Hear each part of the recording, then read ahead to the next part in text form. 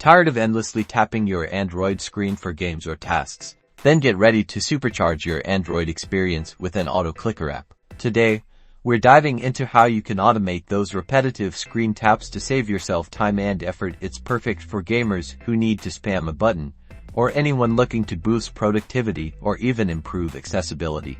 First things first, head over to your device's settings menu. We need to grant some special permissions for our auto clicker app to work its magic. Navigate to the accessibility section here.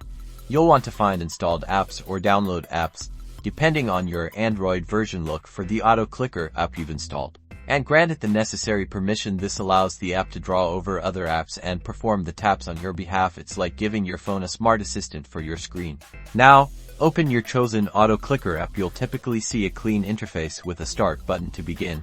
Tap the plus icon to add your first click point. Tap on the specific spot on your screen where you want the app to simulate a tap. A little target will appear, confirming the location. Next, set the interval. This is how often the tap will repeat. You can usually adjust this using a slider or by manually typing in the milliseconds. Say 500 milliseconds for a tap every half second.